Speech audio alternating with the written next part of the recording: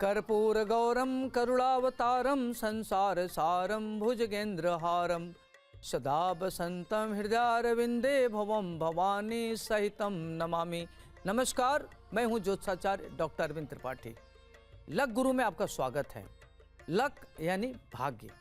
भाग्य सर्वदा हमारे जीवन को प्रभावित करता है, कभी अनुकूल रूप में तो कभी प्रतिकूल रूप में तो कभी चुनौतियों के रूप में। जब भाग्य हमारे साथ होता है तो कठिनाइयों में भी हम रास्ता निकाल लेते हैं। आखिर कैसे खुलेगा सौभाग्य का द्वार, कैसे जीवन में सुख समृद्धि और खुशी के नित नए फूल खिले, इस विशेष कार्यक्रम में मैं आपको ज्योतिष और वास्तुशास्त्र के दृष्टिकोण से आपका मार्गदर्शन करूंगा। मैं आपको बताऊंगा कि आपके ग्रहों का किस्मत कनेक्शन क्या है। रोजगार हो, व्यापार, परिवार, संबंध, स्वास्थ्य, आपके जीवन के हर मोड़ पर आपको क्या करना चाहिए, क्या नहीं करना चाहिए, किन मंत्रों का जप करें, किसकी पूजा करें, भाग्य लक्ष्मी को कैसे प्रसन्न करें, उसके लिए क्या उपाय करें, ये सारी बातों को मैं विस्तार से बताऊंगा। अब हम बात करेंगे कि कर्क राशि का चंद्रमा प्रथम भाव से लेके अगर 12वें भाव में हो तो क्या जातकों पर प्रभाव पड़ेगा, इसके बारे में विस्तार से बताएंगे। आपका व्यक्तित्व क्या होगा, कृतित्व क्या होगा, आपका कैरियर क्या होगा, एकेडमिक कैरियर क्या होगा और आपका नौकरी किस क्षेत्र में, सारी बातें मैं आपको विस्तार से बताऊंगा। कर्क राशि का स्वामी चंद्रमा होता है और चंद्रमा वृष राशि में उच्च का होता है और ये वृश्चिक राशि में नीच का होता है। आइए बात करते हैं, अगर कर्क राशि का चंद्रमा लग्न में हो तो क्या होगा। कर्क का स्वामी होता है चंद्रमा। चंद्रमा मन का कारक होता है। लग्न से देखते हैं व्यक्तित्व, तो जातक का व्यक्तित्व कैसा होगा। तो चंद्रमा के नाते व्यक्ति का व्यक्तित्व बहुत ही सुंदर होगा। आज इस तरह के जातक काफ़ी अच्छे व्यक्तित्व के होते हैं। जो इनका बाह्य व्यक्तित्व होता है वो आंतरिक व्यक्तित्व होता है। इस तरह के लोग दिखावापन में भरोसा नहीं रखते, बड़े संवेदनशील होते हैं, सहृदयी होते हैं, परोपकारी होते हैं और बहुत ज़्यादा हाई लेवल के थिंकर होते हैं। सोचने की क्षमता इनकी बहुत तीव्र होती है और काफ़ी स्वतंत्र विचारधारा के होते हैं, मूडी होते हैं। अपनी महत्वाकांक्षाओं को कार्य रूप में परिणत करने में सफल रहते हैं। ऐसे लोगों का व्यक्तित्व बड़ा शानदार होता है और ये प्लानिंग करके अपने कार्य को करते हैं। लेकिन अगर वही नकारात्मक चैनलाइज हो जाते हैं तो निगेटिव थॉट में चले जाते हैं। कई बार वो डिरेल हो जाते हैं, कई बार उनकी सोच गड़बड़ हो जाती है, कई बार वो मिसगाइड भी हो जाते हैं। तो ऐसे लोगों को अपने थॉट प्रोसेस को देखने की ज़रूरत है और डिपेंड करता है कि लग्न पर किस ग्रह की दृष्टि है, क्या अन्य भी चीज़ों से हो करके होता है। तो चंद्रमा अगर मिला के देखा जाए सब टोटलिटी में, तो चंद्रमा लग्न में होना जातक को बहुत महत्वाकांक्षी बनाता है। ऐसे लोग महान उन्नत करते हैं, राजनीति में महान पद प्राप्त करते हैं, अच्छे लेखक होते हैं, अच्छे साहित्यकार होते हैं, अच्छे ग्रंथकार होते हैं और इनका व्यक्तित्व शानदार होता है। धार्मिक कार्यों में बढ़ चढ़ करके हिस्सा लेते हैं, समाज सेवी होते हैं और ये लोगों के लिए काफ़ी परोपकारी भावना के होते हैं और बहुत ही सहृदय होते हैं। इनके मन में छल कपट प्रपंच नहीं होता, ये डिप्लोमेसी नहीं जानते। अब आइए हम बात करते हैं कर्क राशि का चंद्रमा अगर द्वितीय भाव में हो तो क्या होगा। द्वितीय भाव कुटुंब का भाव होता है। नेत्र देखते हैं, इससे व्यक्ति की वाणी देखते हैं और एक्स्ट्रा करिकुलर देखते हैं। तो द्वितीय भाव में कर्क राशि का चंद्रमा बहुत ही महत्वपूर्ण माना जाता है। ऐसे लोग उच्च कोटि के साहित्यकार होते हैं, उच्च कोटि के लेखक होते हैं और ये फिल्म इत्यादि बनाते हैं। इनकी फिल्में बहुत हिट होती हैं, फिल्म से काफ़ी पैसा अर्जित करते हैं, संगीत की रचना करते हैं, संगीतकार होते हैं और वर्सेटाइल होते हैं, बहुआयामी व्यक्तित्व के धनी होते हैं और बड़े ही एक्स्ट्राऑर्डिनरी नेचर के होते हैं, शार्प ब्रेन के होते हैं। इनकी थॉट प्रोसेस बहुत अच्छी होती है, बड़े मधुर भाषी होते हैं, अपने वाणी द्वारा सबका मन मोह लेते हैं। इनकी आंखें बड़ी सुंदर होती है, अपनी महत्वाकांक्षाओं को मूर्त रूप देने वाले होते हैं। पढ़ाई लिखाई कैरियर इनका काफ़ी अच्छा होता है। कुटुंब के प्रति बड़े संवेदनशील होते हैं और बहुत ही डेडिकेटेड होते हैं। जो भी कार्य करते हैं डेडिकेशन के साथ करते हैं। इस तरह के लोगों का व्यक्तित्व और कृतित्व दोनों सराहनीय होता है। जिसके साथ लगे रहते हैं दिल से लगते हैं, नहीं है तो नहीं है। इनके में दिखावापन नहीं है, डिप्लोमेसी नहीं आती और सहजता इनके प्रवृत्ति में होती है। इन लोगों का इंट्यूशन बहुत अच्छा होता है। तो देखा जाए तो कर्क राशि का चंद्रमा के जो जातक होते हैं इनका करियर शानदार होता है, उच्च शिक्षा ग्रहण करते हैं और अपने जीवन में महान उन्नत करते हैं। धन धान की स्थिति इनकी बहुत अच्छी होती है और अनेक प्रकार के क्षेत्र से धन अर्जित। एक तो इनका करियर होता है, करियर के अतिरिक्त एक्स्ट्रा करिकुलर से भी ये धन अर्जित करते हैं और विभिन्न प्रकार के स्रोत से धन अर्जित करते हुए महाधनी कहलाते हैं। अब आइए हम बात करते हैं कर्क राशि का चंद्रमा अगर तीसरे भाव में हो तो जातक पर क्या प्रभाव पड़ेगा।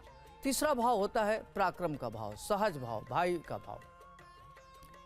तो कर्क राशि का चंद्रमा अगर हो तो ऐसे लोग बड़े उच्च कुलीन परिवार में जन्म लेते हैं, उच्च कुलीन होते हैं और देखने में बड़े अद्भुत होते हैं, असाधारण प्रतिभा के धनी होते हैं, तीक्ष्ण बुद्धि के होते हैं, भाग्यशाली होते हैं, भाग्य से इनका सारा काम हो जाता है और आलसियों में श्रेष्ठ होते हैं। ये जल्दी कोई कार्य शुरुआत नहीं करते, लाइन अप नहीं होते, केवल प्लान करते हैं।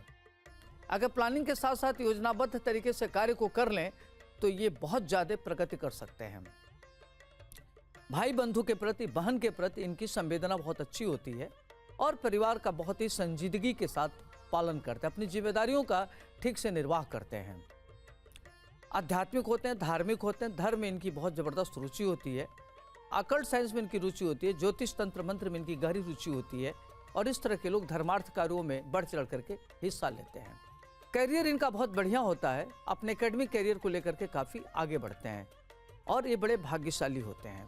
इनको संपूर्ण प्रकार का सुख मिलता है, गाड़ी वाहन हर तरह के सुख सुविधा से युक्त होते हैं और अपने भाई बहनों के भी बड़े प्रिय होते हैं, परिवार के भी प्रिय होते हैं। समाज में जहाँ रहते हैं लोग इनकी लोकप्रियता इनकी बहुत ज़बरदस्त होती है, लोकप्रिय होते हैं, लोग इनको बड़ा मान सम्मान देते हैं और हर जगह अपने व्यक्तित्व से, वाणी से, अपने परिश्रम से लोगों को ये काफ़ी आकर्षित करते हैं, लोग इनसे प्रभावित होते हैं। अब आइए हम बात करते हैं कर्क राशि का चंद्रमा अगर चतुर्थ भाव में हो तो क्या प्रभाव पड़ेगा। चतुर्थ भाव माता का भाव होता है और चतुर्थ भाव विद्या, एक तरीके से देखा जाए तो उससे नौकर का सुख देखा जाता है, माँ का सुख देखा जाता है, व्यापार देखा जाता है और व्यक्ति को नौकर गाड़ी इत्यादि का भी सुख देखा जाता है। चंद्रमा अगर चतुर्थ भाव में हो तो व्यक्ति को संपूर्ण प्रकार का सुख मिलता है, वाहन सुख मिलता है, नौकर का सुख मिलता है, चतुष्पद वाहन खरीदता है ऐसे व्यक्ति, प्रॉपर्टी इत्यादि उसको विरासत में मिलती है। ऐसे लोग माता पिता के बड़े प्रिय होते हैं, ससुराल से भी इनके बड़े अच्छे रिश्ते होते हैं, नौकर इत्यादि इनके बड़े सहयोगी होते हैं, इनके साथ जो नौकर होते हैं इनका बड़ा सहयोग करते हैं और डेडिकेटेड इनको कार्य करने वाले अपने सहयोगी मिलते हैं। जहाँ कार्य करते हैं, जहाँ नौकरी करते हैं, जहाँ व्यापार करते हैं, उच्चस्थ निम्नस्थ लोगों से इनके अच्छे संबंध होते हैं। चतुर्थ भाव का चंद्रमा, इस तरह के लोग माता पक्ष से आगे बढ़ते हैं और ऐसे लोगों को ननिहाल से धन मिलता है।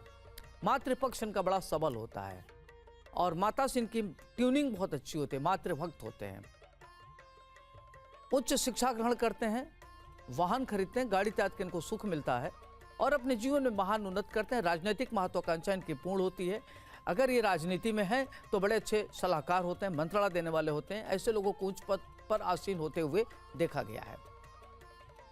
अपने जीवन में महान उन्नत करते हैं और अगर बहुत गरीब घर में भी जन्म ले लें तो भी ये अपने कर्म के द्वारा, अपने मेहनत के द्वारा, अपने बौद्धिक क्षमता के बल पर, अपनी कल्पनाशीलता पर ये काफ़ी आगे बढ़ते हैं, सफलतम व्यक्ति होते हैं और इनको सुख के सभी प्रकार के संसाधन प्राप्त होते हैं, जैसे नौकर है, गाड़ी है, भूमि, भवन, माता, पत्नी, सबका सुख इनको बढ़िया से मिलने वाला होता है। अब आइए हम बात करते हैं अगर पंचम भाव में कर्क राशि का चंद्रमा हो तो क्या होगा। पंचम भाव होता है प्रारब्ध का भाव, संतान का भाव, मंत्रणा का भाव, विद्या बुद्धि का भाव होता है।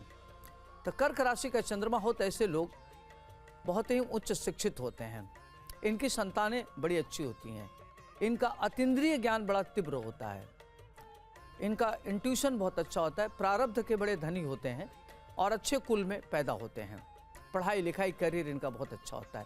ये बड़े अच्छे साहित्य प्रेमी होते हैं लेकिन टेक्निकल फील्ड में कार्य करने में इनको महारत हासिल होती है। माइक्रो लेवल पर ये कार्य करते हैं, मेडिसिन इत्यादि के क्षेत्र में बड़ा अच्छा करते हैं, टेक्निकल फील्ड में भी ये बड़ा कार्य करते हैं। देखा जाए तो इस तरह के लोग बड़े साइंटिस्ट होते हुए देखे गए हैं, मेडिकल के फील्ड में जाते हुए देखे गए हैं, मेडिसिन के फील्ड में जाते हुए देखे गए हैं और बायोकेमिस्ट्री में काफ़ी अच्छा करते हैं, बायोटेक्नोलॉजी में अच्छा करते हैं और जीन्स इत्यादि पर अच्छा खोज करते, एक नई प्रकार का शोध करते हैं और अपनी पढ़ाई लिखाई करियर को लेकर के एक नई पहचान बनाते हैं और इतना बड़ा कार्य करते हैं कि इनकी एक अलग पहचान होती है, मान सम्मान प्रतिष्ठा इनको प्राप्त होता है। इनकी संतानें बहुत अच्छा होती हैं और उन अच्छे संततियों के पिता कहलाते हैं, अपने रिश्तों को ठीक से निभाते हैं।